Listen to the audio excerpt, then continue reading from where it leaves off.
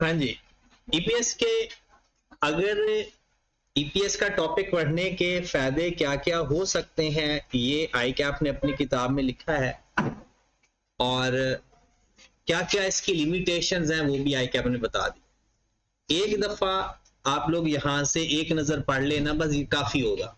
आपको पेपर में अगर MCQs आएंगे तो याद रह जाएगा। लिखा हुआ है the trend in an entity published EPS figure is often reliable indicator of future performance। कहते हैं जो EPS गिवन होता है ये किसी भी कंपनी की फ्यूचर परफॉर्मेंस का इंडिकेटर होता है। EPS है अर्निंग पर शेयर, दूसरे लफ्जों में एक शेयर होल्डर कितना 1 रुपए के बदले कमा रहा है। एक शेयर के बदले अगर 100 रुपए का एक शेयर है तो इसका मतलब है 100 रुपए उसके बदले। ये पंखा बंद कर दे, बाकी लाइट्स ऑन कर दे, सिर्फ पंखा बंद कर, बाकी सारे बटन ऑफ कर जितने भी। ठीक है, अब पहली बात खत्म हो गई। वो कहता है कि ये फ्यूचर परफॉर्मेंस की एक इंडिकेटर होता है। जैसे जैसे किसी का ईपीएस ज्यादा होता है ना, लोग समझ रहे होते हैं कि अच्छा इस शेयर होल्डर को तो अर्निंग ज्यादा होगी। हाँ, डिविडेंड इंडिकेटर नहीं हो सकता। हो सकता है कंपनी को, और कंपनी ने एक नया बड़ा प्रोजेक्ट शुरू करना हो और उसने ये प्लान किया हो कि इस दफा हमने शेयर होल्डर को डिविडेंड कम से कम देना है या देना ही नहीं है। क्या इसका मतलब अर्निंग नहीं हुई? प्रॉफिट हुआ है बट उन्होंने डिस्ट्रीब्यूट नहीं किया। तो डिविडेंड तो होता है डिस्ट्रीब्यूशन ऑफ अर्निंग, और ईपीएस क्या होता है? Earning, earning per share. तो वो जो इन्वेस्टर होता है उसको कॉन्फिडेंस मिलता है कि अगर मैं यानी मेरा एक पर शेयर के बदले मैं कितना कमा रहा हूं या मेरा बिजनेस कितना कमा रहा है। आगे लिखा हुआ है EPS measure entity performance from the view point of investor. ये अभी हमने यही बात कर रहे हैं कि इन्वेस्टर के पॉइंट ऑफ व्यू से हमें परफॉर्मेंस का पता चलता है। It show the amount of earning available to each ordinary share holder. कहता है ये बताता है कि हर शेयर होल्डर को कितनी अर्निंग हो रही है। जाहिर सी बात है नंबर ऑफ शेयर पे डिवाइड कर रही है। अगर एक शेयर के बदले 5 रुपए मिल रहे हैं और आपके नंबर ऑफ शेयर्स आपके पास 500 है, तो क्या पता चल जाएगा कि आपकी टोटल अर्निंग कितनी है? 5 को मल्टीप्लाई कर दे। अब उस अर्निंग में से जो हिस्सा आपको मिल जाएगा उसे बोल देंगे डिविडेंड या ड्रॉइंग्स। डिविडेंड या ड्रॉइंग्स। जाहिर सी बात है जब पैसा आप बिजनेस में से निकाल लोगे उसे क्या बोला जाता है? ड्रॉइंग्स। लेकिन कंपनी के केस में ड्रॉइंग्स अलाउ नहीं है, उसका नाम क्या है फिर? डिविडेंड। अब जो बाकी पैसा है वो किधर जाएगा? वो वापस इन्वेस्ट हो गया। वो जो वापस इन्वेस्ट होता है वो क्या होता है? बोला आपका ही पैसा था, वापस इन्वेस्ट हो गया, वो कैपिटल है। लेकिन उसको वो शेयर कैपिटल के नाम से नहीं लिखता, उसको रिजर्व के नाम से लिखता है। रिटेन अर्निंग का नाम दे देता है कि भाई ये इसकी ही अर्निंग है। एड इक्विटी नहीं करता है। इससे कंपनी को फायदा होता है क्योंकि उसको शेयर नहीं बढ़ाता, अर्निंग में ऐड कर देता है कि ये रिटेन्ड अर्निंग है। ये आप अर्निंग बिजनेस में ही रिटेन्ड है। अगर वो कैपिटल में ऐड करेगा उसे क्या नुकसान होगा? कंपनी को नुकसान है। कंपनी को, इन्वेस्टर को अगले दिनों में ज्यादा देना पड़ेगा पैसा। इसलिए उन्होंने बड़ी चालाकी खेली कि जो इन्वेस्टर का ही पैसा अपने पास कंपनी रख लेती है और बगैर उसको नया डिविडेंड देने के, किस नाम से? रिटेन्ड अर्निंग के नाम से। This means that EPS take the effect of performing preference dividend if any into account. It also takes share issue into accounts. ये सिंपल वही है कि इसका ये हमें पता चल जाता है कि प्रेफरेंस शेयर होल्डर को हम कितना डिविडेंड देंगे, क्योंकि वो तो माइनस कर देते हैं ना। प्रेफरेंस शेयर्स भी माइनस कर देते हैं और प्रेफरेंस डिविडेंड भी माइनस करके जो ऑर्डिनरी शेयर होल्डर का पैसा बचता है हम कहते हैं कि जी भाई ये इसका डिविडेंड है। तो जी उसको रिटेन अर्निंग के नाम से लिख देते हैं ना। होता ही इक्विटी का हिस्सा है लेकिन मानते उसे क्या है? शेयर कैपिटल नहीं मानते, रिटेन अर्निंग मानते हैं। क्यों नहीं मानते? ये कंपनी की पॉलिसी है। अगर वो मान लेंगे तो कंपनी को नुकसान है, इन्वेस्टर को तो फायदा होगा क्योंकि कंपनी को आने वाले दिनों में फिर डिविडेंड भी ज्यादा देना पड़ेगा जैसे जैसे शेयर कैपिटल ज्यादा हो। इसलिए वो उसने कहा कि पैसा भी रख लेते इन्वेस्टर का, उसे कहते भी है कि जी आपकी अर्निंग पड़ी है हमारे पास, और डिविडेंड भी नहीं देना पड़ता। दूसरा क्या है, अच्छा ये तो था बेसिक ईपीएस के बारे में। डाइल्यूटेड ईपीएस क्या बताता है भला? डाइल्यूटेड ईपीएस का फायदा देखें। डाइल्यूटेड ईपीएस होता है कि फ्यूचर में हमारे डिविडेंड पर क्या असरअंदाज हो सकता है, ऐसा ही है, आज नहीं फ्यूचर में। तो diluted EPS can provide early warning of any change to investor return, potential investor return on their investment due to future share issue. कहता है ये पहले से थोड़ी सी वार्निंग आ जाती है। डाइल्यूटेड ईपीएस का ये फायदा होता है कि भाई आने वाले दिनों में हमारी अर्निंग पे ये पॉसिबल इफेक्ट हो सकता है। ये इसमें एक डिसएडवांटेज भी छुपी पड़ी है। हम on the basis of current data future के बारे में प्रेडिक्शन कर रहे होते हैं। अभी फ्यूचर आया तो नहीं ना। डाइल्यूटेड ईपीएस क्या है कि फ्यूचर में भाई आपका ईपीएस इतना कम हो सकता है, लेकिन अर्निंग हमसे कौन सी लेते हैं? आज की अर्निंग, उसमें इंक्रीमेंटल अर्निंग ऐड कर देते हैं। हो सकता है अगले साल हमारे हालात ज्यादा अच्छे हो जाए, अर्निंग इससे भी ज्यादा हो जाए, तो हमारे जो ईपीएस है वो चेंज हो जाएगा। तो ये एक नुकसान भी है, मतलब डिसएडवांटेज भी है कि हम फ्यूचर प्रेडिक्शन करते हैं on the basis of current. तो फ्यूचर में हो सकता है अर्निंग चेंज हो जाए। आपको डाइल्यूटेड ईपीएस का फार्मूला आता है आपको?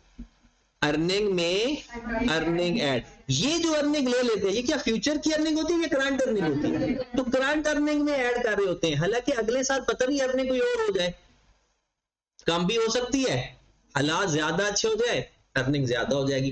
तो ये इसकी लिमिटेशन भी है, साथ साथ लिमिटेशन भी देखते हैं। यहां पर अगर आप देखें लिमिटेशन के कॉलम में जाकर कहता है कि EPS does not take into account inflation, so that growth in EPS over the time might be misleading। कहता है एक तो इन्फ्लेशन के, इसका इन्फ्लेशन का काउंट नहीं किया जाती, आज की ही अर्निंग ले ली जाती है। फ्यूचर में हो सकता है महंगाई ज्यादा हो जाए। अच्छा महंगाई ज्यादा हो तो अर्निंग ज्यादा होती है या कम होती है? ज्यादा होती है। महंगाई से अर्निंग ज्यादा होती है, उसकी वर्थ कम होती है। देखिए कल को जो रेडी वाला कमा रहा था आज पैसे ज्यादा कमा रहा है, चाहे वो गरीब का गरीब ही है। कैसे? पहले अगर वो चीज बेचता था 5 रुपए की, अब वो चीज बेच रहा है 15 रुपए की। चाहे उसकी कॉस्ट ऑफ लिविंग ज्यादा हो गई है, उसके बाकी खर्चे ज्यादा हो गए हैं, लेकिन अर्निंग तो बढ़ गई है ना इन्फ्लेशन की वजह से। जो चीजें पहले 100 रुपए की बिकती थी अब 1000 रुपए की बिकेगी, तो रेवेन्यू ज्यादा आएगा, नेट प्रॉफिट की वैल्यू ज्यादा आएगी, तो अर्निंग ज्यादा होती है बट उसकी वर्थ कम होती है। एक इसकी डिसएडवांटेज। दूसरी डिसएडवांटेज देखें, diluted EPS often describe an early warning to investor the return on their investment may fall some time in future. कहता है ये मैं डिसएडवांटेज साथ पढ़ा रहा हूं कि डाइल्यूटेड ईपीएस ये वार्न करता है कि आपका ईपीएस आने वाले दिनों में कम हो जाएगा। However, diluted EPS based on the current earning, कहता है ये तो करंट अर्निंग के ऊपर बेस कर रहा है, not forecasting earning. This means that it may not be a reliable predictor of future EPS. कहता है इसका मतलब है ये रिलायबल प्रिडिक्शन नहीं है, क्योंकि ये आज की अर्निंग में इंक्रीमेंटल फ्यूचर सब कुछ आज की अर्निंग को बेस बनाकर फ्यूचर बता रहा है। फ्यूचर में ना तो इन्फ्लेशन का इफेक्ट ले रहा है, ना आने वाले दिनों के हालात क्या होंगे, जैसे जंगें लग जाती हैं तो सारे के सारे प्रॉफिट चेंज हो जाते हैं, किसी को फायदा होता है किसी को नुकसान होता है। जैसे अगर हम कोविड की बात करें तो कोविड के बारे में कहा जाता है कि ड्यूरिंग कोविड बहुत सारी इंडस्ट्रीज तबाह हो गई थी, बट बहुत सारी इंडस्ट्रीज फ्लरिश भी हुई थी। खास तौर पर ये जो फार्मास्यूटिकल का बिजनेस है ये डबल से ट्रिपल हो गया था। कहते हैं जिसकी एक एक फैक्ट्री थी उनकी 10-10, 4-4, 5-5, 6-6 फैक्ट्री बन गई। एक तो मेडिसिन के रेट बहुत ज्यादा हाई किए थे, 5 रुपए वाली चीज 15 रुपए पे हो गई, मतलब 4-4, 500% मेडिसिन की कीमतों में इजाफा किया गया, जिसकी वजह से उनके प्रॉफिट बढ़ गया। मेडिसिन उनकी जो पहले बड़ी महंगी होगी। अगर कहते हैं कि 5 रुपए फी लीटर अगर फ्यूल की कीमत बढ़ती है ना, तो जो फ्यूल स्टेशन वाले हैं जिनके पास रिजर्व पड़ा होता है पता नहीं कितना ही, वो बैठे बैठे अमीर हो जाते हैं। तो ये मेडिसिन वाले भी ऐसे ही थे। तो कोविड की वजह से बहुत सारे बिजनेस खराब भी हुए, बहुत सारे बिजनेस, तो ये जो फ्यूचर में जो चीजें चेंज आता है इसका तो प्रेडिक्शन होती नहीं है, तो कहते हैं इसलिए जो रिलायबल अर्निंग है वो फिर उसके बारे में नहीं बताया जा सकता। हमने 2 लिमिटेशन पढ़ ली, टोटल 4 है। एक पढ़ ली कि EPS does not take account of inflation, कहता है ये इन्फ्लेशन को कंसीडर नहीं ये करता। दूसरा, diluted EPS based on the current earning, however this may not be a reliable predictor of the future, क्योंकि ये फोरकास्टिंग अर्निंग को कंसीडर नहीं करता। फिर वापस चलते हैं, कहता है ईपीएस, ये अभी हम useful, EPS not only help measure of entity current financial standing but also help track its past performance. कहता है ईपीएस सिर्फ करंट परफॉर्मेंस को नहीं बता रहा होता बल्कि पिछला हिसाब किताब को भी अपडेट कर देता है। ये किसकी मिसाल दे रहा है? रीस्टेट जो हम करते हैं कि अगर पहले आज वाली सिचुएशन होती तो पिछले पे क्या फर्क पड़ना। तो पहली बात 3 बताइए पहले फिलहाल। पहली बात, EPS measure entity performance from the investor point of view. दूसरा, diluted EPS provide early warning of any change. तीसरा, EPS not only help the current year performance but also help track its past performance। कहता है in particular EPS help investor। पहला journal useful था, अब सिर्फ investor की क्या help कर रहा है वो बता रहा है। अब पेपर में अगर सिर्फ बेनिफिट आ जाए तो 3 बातें लिख देनी है, और अगर इन्वेस्टर पॉइंट ऑफ व्यू से बताया तो ये 3 बातें लिखनी है। Identify suitable investment option by comparing performance of हम different entities का। अच्छा, हमें जब इन्वेस्टमेंट करनी है किसी बिजनेस के अंदर, उनका ईपीएस देखकर करनी चाहिए या उनका डिविडेंड देखकर करनी चाहिए? देखिए, सपोज दैट एक कंपनी है, वो प्रॉफिट कमाती है, सारे का सारा अपने इन्वेस्टर को दे देती है। इन्वेस्टर तो खुश हो जाएगा कि पैसा आ रहा है, लेकिन वो नया फ्यूचर प्रोजेक्ट कर ही नहीं रही, फ्यूचर के ऊपर कोई नया प्रोजेक्ट शुरू नहीं कर रही, क्योंकि पैसा तो सारा इन्वेस्टर को दे रही है। और अगर नया प्रोजेक्ट शुरू करेगी तो उसके लिए उसको लोन लेना पड़ेगा, लोन लेगा तो उसको उसके ऊपर इंटरेस्ट देना पड़ेगा। एक तरीका ये है। दूसरा ये है कि जितना पैसा कमाया आधा पौना दे दिया इन्वेस्टर को डिविडेंड कर, बाकी वापस री इन्वेस्ट कर दिया नया प्रोजेक्ट के ऊपर, उसको ना तो इंटरेस्ट देना पड़ेगा ना इसके ऊपर डिविडेंड देना पड़ेगा। भला क्यों? क्योंकि उसने शेयर कैपिटल के अंदर तो ऐड किया ही नहीं। किसके अंदर ऐड किया है? रिजर्व के अंदर, रिटेन अर्निंग के अंदर। तो कंपनी तो सेपरेट लीगल एंटिटी कॉन्सेप्ट है ना। अब कंपनी ने क्या किया, एक तो इन्वेस्टर को पैसा कम दिया, लेकिन इन्वेस्टर को फायदा जरूर, कंपनी की वर्थ बढ़ेगी, नया प्रोजेक्ट शुरू करेगी, कम लागत आएगी। कम लागत से क्या मुराद है? इंटरेस्ट नहीं देना पड़ेगा ना। तो एक नया नया प्रोजेक्ट शुरू करेगी तो उसकी जो शेयर की वैल्यू है वो बहुत बढ़ जाएगी, जिसके मुकाबले में उसका कैपिटल गेन बढ़ेगा। कैपिटल गेन का पता है ना, या भूल गए हो? सेक्शन 37A और सेक्शन 37 पता है? अच्छा, 37A में कौन सी सिक्योरिटीज आती हैं? पब्लिक कंपनी की या प्राइवेट कंपनी की? पब्लिक कंपनी की। और प्राइवेट कंपनी की सेक्शन 37 के अंदर सिक्योरिटीज आती है। फिर बाद में तो आगे वही होता है ना कि जो 37A के अंदर आता है, जो उसका प्रॉफिट आता है, वो सिर्फ उसका कभी जिंदगी में लॉस आ जाए तो सिर्फ उसके अगेंस्ट एडजस्ट हो सकता है, और उसको कैरी फॉरवर्ड कितने सालों तक किया जाता है? 37A का 3 साल तक है और 37 का 6 साल तक है। चले, मतलब आप लोगों को टैक्स पास है, क्योंकि जो कैपिटल गेन है ना, ये सबसे मशहूर चैप्टर है। इसमें से चाहे आप सीए फाइनल में जाओगे या सीए इंटर में, इसमें से सवाल लाजमी आता है। कैपिटल गेन के चैप्टर में से लाजमी, चाहे 10, 15 का नंबर का है, 6 नंबर का है, जितने का भी है, इसके बगैर इस दफा नहीं है कैपिटल गेन में से एमसीक्यू। तो जाहिर सी बात है कहीं ना कहीं से तो वो कवर करता है। 2 नंबर क्या? चलो चले आगे चलते हैं। To compare the financial standing of entity over the period. अच्छा, ये इन्वेस्टर को ये भी बता रहा है, पहले इन्वेस्टर को क्या बता रहा है कि भाई इन्वेस्टर ईपीएस देखकर ये जज कर सकता है कि उसे किस बिजनेस में इन्वेस्टमेंट करनी चाहिए।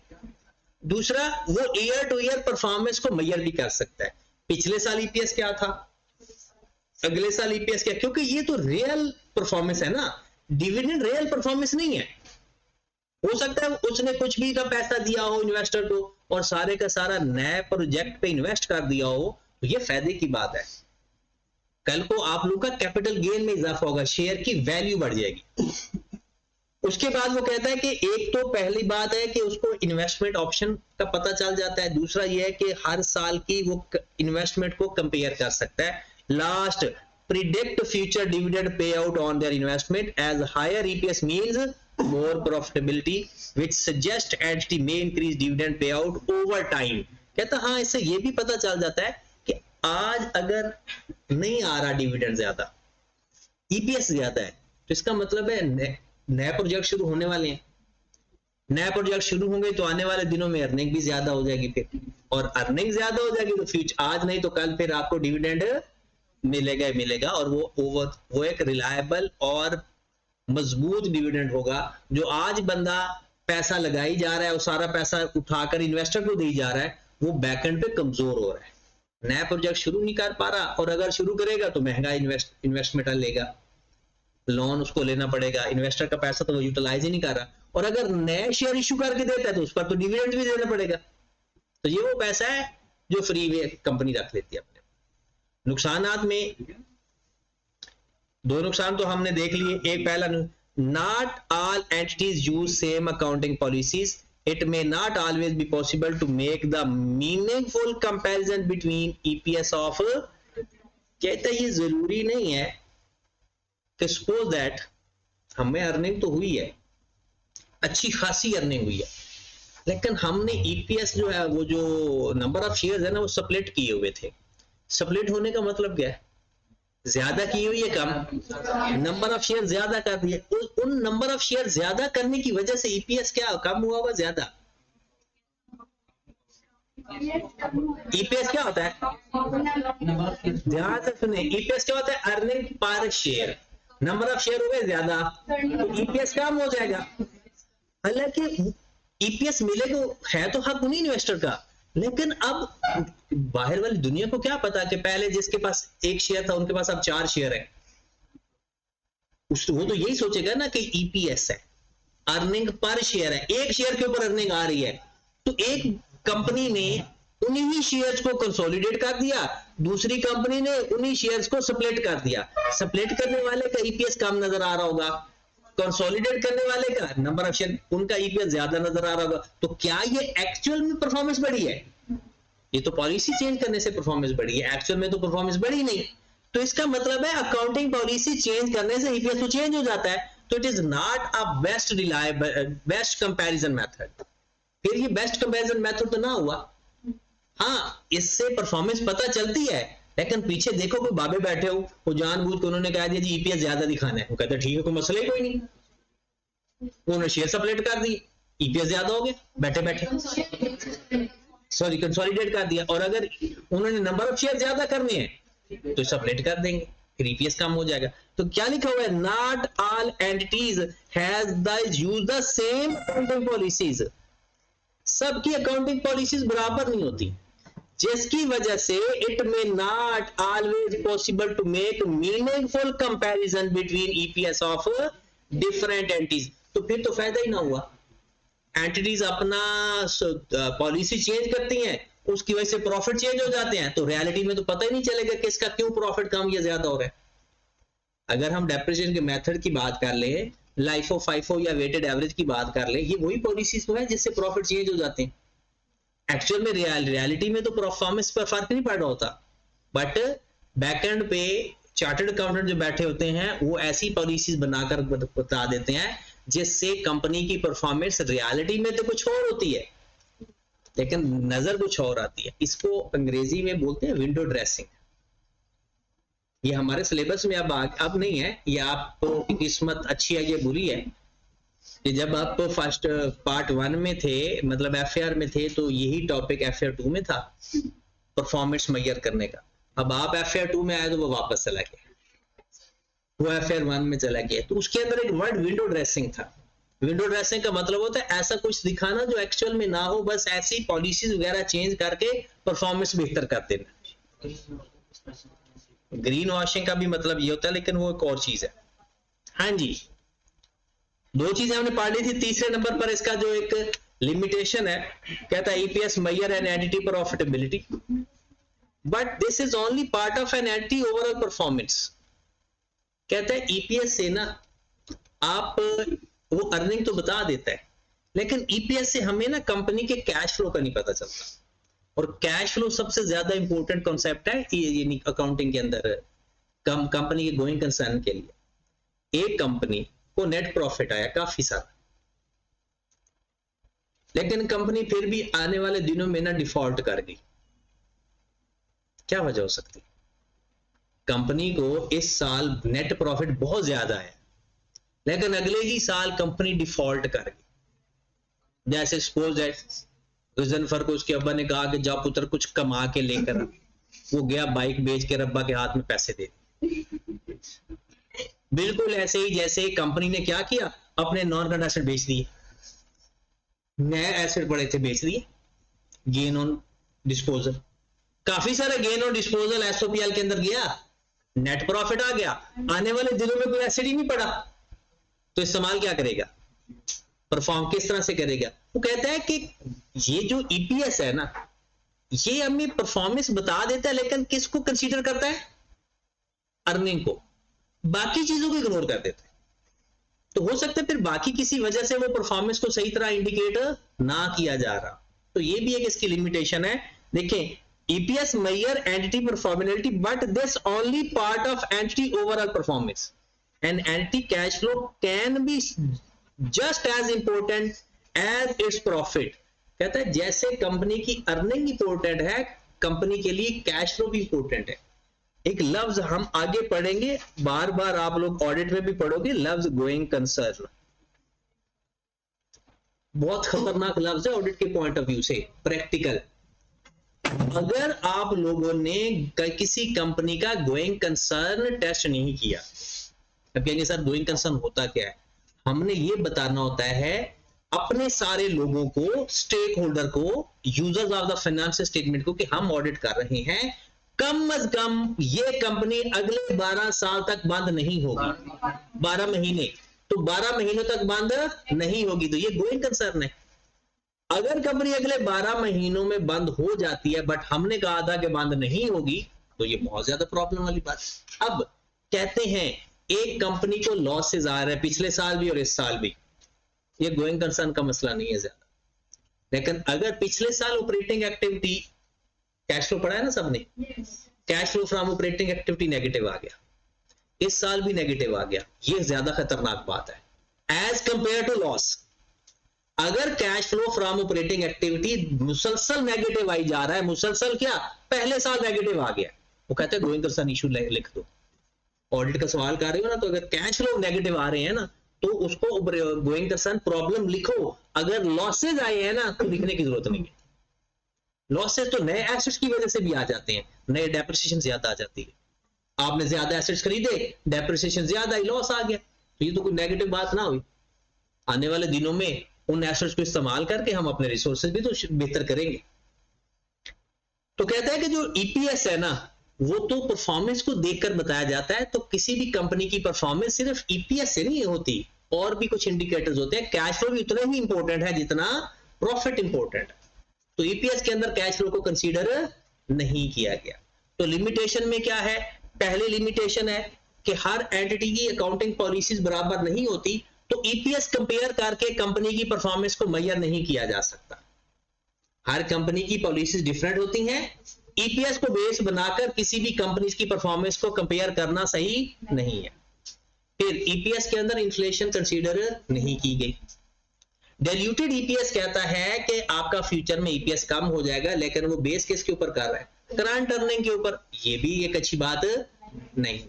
और चौथी एक जो बात कहता है कि ईपीएस सिर्फ प्रॉफिटेबिलिटी को देखकर परफॉर्मेंस मेजर कर रहा है, हालांकि कैश फ्लो भी इतना ही इंपॉर्टेंट है जितना कि प्रॉफिट इंपॉर्टेंट होता है। चले जी, अब लास्ट क्वेश्चन आज करने लगे, इसका एग्जांपल नंबर 22 आपने की थी। ये चीजें आपने सिर्फ पढ़नी है। एक लफ्ज है प्रेजेंटेशन रिक्वायरमेंट और एक लफ्ज है डिस्क्लोजर। प्रेजेंटेशन रिक्वायरमेंट आपके IS 33 के पैरा 66, 67A और 69 में गिवन है। मतलब ये पैरा है स्टैंडर्ड के। स्टैंडर्ड क्योंकि आप लोगों के अब पहले ओपन बुक होता था तो कुछ बंदा सिखा भी देता था कि ओपन बुक कैसे इस्तेमाल करनी है। अब ओपन बुक खत्म हो गया तो आपको सिखाने की जरूरत नहीं है। सिंपल मैं ये बता सकता हूँ कि अगर आप जो स्टैंडर्ड्स है ना वो पैरा की सूरत में होते हैं कि फलां पैरा के अंदर ये बात लिखी हुई है, फलां पैरा के अंदर ये बात लिखी हुई है। जब आप लोग आगे चल पहुंच जाओगे किसी मकाम पर और अगर आपने अकाउंटिंग में गए, ऑडिट में गए, तो ये रेफरेंस होते हैं कि यार फलां स्टैंडर्ड के फलां पैरा के अंदर ये बात जाकर देख लो। वो हमें रहनुमाई मिलती है वहां से कि अच्छा इसकी अकाउंटिंग कैसे होनी चाहिए, और वैसी अकाउंटिंग अगर आपके क्लाइंट ने की है तो ओके कर देंगे, नहीं की तो उसको कह देंगे कि इसको चेंज करो। इसमें लिखा हुआ प्रेजेंटेशन। प्रेजेंटेशन सिंपल SPL के अंदर किस तरह से प्रेजेंट करना है आपने अपने बेसिक और डिल्यूटेड EPS, बस ये है प्रेजेंटेशन। किसके अंदर? SPL के अंदर। दूसरे लफ्जों में एक्सट्रैक्ट की बात कर रहा है। किसकी बात कर रहा है? एक्सट्रैक्ट की बात कर रहा है। जब नोट्स की बात करेगा तो सवाल के अंदर हमने किस तरह से प्रेजेंट करना है सवाल, और अगर एक्सट्रैक्ट की बात करेगा तो हमने एक्सट्रैक्ट में बेसिक EPS और डिल्यूटेड EPS, और अगर कभी जिंदगी में डिल्यूटेड EPS ना आ रहा होगा तो बेसिक EPS ही हमारा डिल्यूटेड EPS है। बस ये चीजें। तो इसमें एक नजर आपने खुद जरूर पढ़ना है। An anti should present in the, अच्छा हमने कभी इतने सवाल किए हैं, हमारे फाइनल अकाउंट का भी सवाल है हमारे हिस्से, ये नहीं है फाइनल अकाउंट है हमारे सिलेबस में। हाँ, अब उस तरह से नहीं पढ़ना, अब उसका ना डिस्क्लोजर्स है, वो रटा लगाना वर्ड वाला है, मतलब याद नहीं कर, वो सवाल नहीं आएगा उस तरह से, आसान है। रटा से मुराद है कि वो फॉर्मेट है, बस वो याद करके बस लिखना होता है। नहीं, उसमें वैल्यूज नहीं लिखनी है, एडजस्टमेंट नहीं है, वो कंसोलिडेशन है बस। चले जरा सुनिएगा, कहता है कि एंटिटी के SPL के अंदर आपने बेसिक और डिल्यूटेड EPS लिखना होता है। कभी हमने लिखा है आज तक कितने सवाल, PRC के अंदर भी फाइनल अकाउंट पढ़ा, फिर कैफ FAR के अंदर भी पढ़ा, कहाँ लिखते हैं हम EPS को? EPS को नेट प्रॉफिट तक नहीं लिखते होते, इसको एंड पे एक तरह से प्रेजेंट करते होते हैं। OCI में भी नहीं लिखते, एक बॉटम लाइन फिगर इसे बोला जाता है, वहां लिखते हैं कि जी बेसिक EPS हमारा इतना है और डिल्यूटेड EPS हमारा इतना है। अब कहता है basic and diluted EPS should be presented even if it is negative figure, मतलब अगर आपको लॉस आया है तो। ये MCQs में सवाल आया हुआ एज इट इज। वो कहता है विच स्टेटमेंट इज करेक्ट, ये लिखा हुआ है कि EPS तब शो होता है अगर प्रॉफिट हो। फिर अगली स्टेटमेंट है कि EPS शो होता है चाहे लॉस ही क्यों ना हो, तो कौन सा आंसर ठीक होगा? चाहे लॉस ही क्यों ना हो। फिर the basic and diluted EPS should be presented with equal prominence for all period presented the current year and the previous. Equal prominence का मतलब यह है दोनों को बराबर उसी तरह से, जैसे EPS को आप प्रेजेंट कर रहे हो डिल्यूटेड EPS को वैसे ही प्रेजेंट करो। अगर थोड़ी सी प्रेजेंटेशन यहां पर मैं आपको दिखा दे तो ये देखें, ये आंसर लिखा हुआ है बेसिक EPS यहां पर आपने लिखना है और डिल्यूटेड EPS को भी वैसे ही लिखा हुआ है। अब आप ये ना कहना कि सर बेसिक EPS को तो ऊपर लिखा हुआ है, उसको नीचे लिखा हुआ।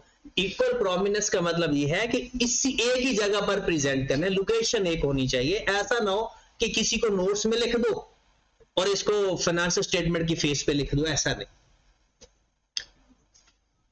दूसरी बात भी कंप्लीट होगी कि आपने बेसिक और डिल्यूटेड EPS को, these figures are presented at the end of statement of comprehensive income। SOCI के एंड पे जाकर हमने इसको ना एक तरह से ना प्रेजेंट कर देना कि जी बेसिक EPS इतना है, डिल्यूटेड EPS इतना है, लेकिन इसको नेट प्रॉफिट के अंदर नहीं कुछ कर देना, ये एंड पे बस प्रेजेंट करना है। If the anti present separate SOPL, if the entity present separate statement of profit or loss, अच्छा, एक तो हम नेट प्रॉफिट तक एसओसीआई कंप्लीट बना देते हैं, एक ओसीआई अलग बनाते हैं, एसओपीएल अलग बनाते हैं। एक तो वो कहता है कि आप बनाओ एसओसीआई बनाओ कंप्लीट, और एक एसपीएल अलग, ओसीआई अलग। EPS and diluted EPS should be shown in this statement of, ऊपर वाले में क्या लिखा हुआ, स्टेटमेंट ऑफ कंप्रीहेंसिव इनकम, नीचे अब SPL, not in the statement of present comprehensive income. मतलब ये एसपीएल का हिस्सा है, ओसीआई का हिस्सा नहीं है। स्टेटमेंट ऑफ कंप्रीहेंसिव इनकम के दो हिस्से हैं, मतलब ये आपने, ये तो हम पीआरसी में सीख लिया था। एसओसीआई के अंदर दो चीजें आती हैं, एक एसओपीएल आता है, एक ओसीआई आता है। ये टोटल बनता है एसओसीआई। कहता है अगर हम इसको सेपरेट बना रहे हैं, ओसीआई अलग बना रहे हैं, एसपीएल अलग बना रहे हैं, तो फिर ये एसपीएल के साथ प्रेजेंट होगा, ओसीआई के साथ प्रेजेंट। कभी कभी पेपर में सवाल आ जाता है कि आपने प्रेजेंटेशन बनाए, एक्सट्रैक्ट बनाए कंप्रीहेंसिव इनकम के, फिर तो दोनों बनाएंगे। कभी वो कहता है एसपीएल के अलग बनाए, ओसीआई के अलग बनाए, तो फिर ईपीएस किसके साथ शेयर होगा। तो ये बात आपने पता नहीं आपको कैसे याद रह जाएगी। ये एमसीक्यूज हमारे हैं जो स्ट्रेट फॉरवर्ड पेपर में आ जाते हैं, और ये सिर्फ पढ़ा हो एक दफा तो पता चल जाता है। If diluted EPS is reported at least one period, it shall be reported for all period. कहता है अगर एक दफा भी डिल्यूटेड ईपीएस आ गया है ना, तो फिर आपने हर साल उसका डिल्यूटेड ईपीएस लिखना है। फिर अगला सवाल कहता है अगर ना हो तो फिर हम क्या लिखेंगे, बेसिक ईपीएस को डिल्यूटेड लिख देंगे। आगे लिखा हुआ है even if it is equal basic EPS, if basic and diluted EPS are equal, dual presentation can be accomplished in one line in the statement of comprehensive income। इसका मतलब तो बता सकता है, हाँ, अगर आपका बेसिक और डिल्यूटेड ईपीएस या तो है ही नहीं डिल्यूटेड या बराबर है, तो कहते हैं आप ऐसे भी शो कर सकते हो, बेसिक एंड डिल्यूटेड। अगर आपने कभी ऐसा लिखकर पेपर में ऐसा आ जाए और आपने भी ऐसा लिखकर दे दिया, तो वैसे एग्जामिनर खुशी से ही बेहोश हो जाए। उसकी वजह यह है क्योंकि हम अकाउंटिंग को समझते हैं, सवाल करना, अंग्रेजी तो पढ़ते ही नहीं है ना। पेपर में ये इस कॉन्सेप्ट का सवाल आया भी हुआ है। जब पेपर में ये सवाल आया था तो हर बंदा आकर यही कहता है कि सर वो तो डिल्यूटेड ईपीएस था ही नहीं, उसमें कोई पोटेंशियल शेयर होल्डर था ही नहीं, और उसने सवाल के अंदर लिख दिया था कि पिछले साल डिल्यूटेड ईपीएस था। अब क्या लिखा हुआ ऊपर, यहां पर देखें, if diluted EPS is reported at least one period, कम अज कम एक पीरियड में, it shall reported for all period present. फिर वो हर दफा लिखना है आप, अगर ना भी आए बराबर भी आए, अगर बराबर आएगा तो फिर आप कैन भी, जरूरी नहीं है, can be accomplished in one line in the statement of comprehensive income. Disclosure तो आपने पढ़ भी लिए, बड़ी डिटेल में पढ़े, और डिस्क्लोजर में सिंपल क्या था, total amount used as the numerator, मतलब बेसिक ईपीएस की अलग वर्किंग करनी है, weighted average number of shares की अलग वर्किंग करनी है, ये वही बातें लिखी हुई है। The total amount in the numerator. अब हम न्यूमरेटर को डिक्शनरी में अगर ढूंढने बैठ जाएंगे, ढूंढोगे या पहले पता होगा, न्यूमरेटर क्या होता है, अर्निंग, अर्निंग वाले पोर्शन को कह रहे हैं to calculate basic EPS and diluted EPS and reconcile these numerator figures to the profit and loss for the, अगर वो कह रहे हैं ना रिकंसाइल भी करो, तो तब भी वैसे ही लिख कर आ जाना, कोई नई बात नहीं पूछ रहा वो। और weighted average number of shares की भी कैलकुलेशन कर देनी। क्वेश्चन नंबर 22 आपने कर लिया है या अभी करना है? कर लिया है सबने? यस। चले, तो फिर ये आज हमारा इतना ही है, कल हम एक नया चैप्टर शुरू करेंगे।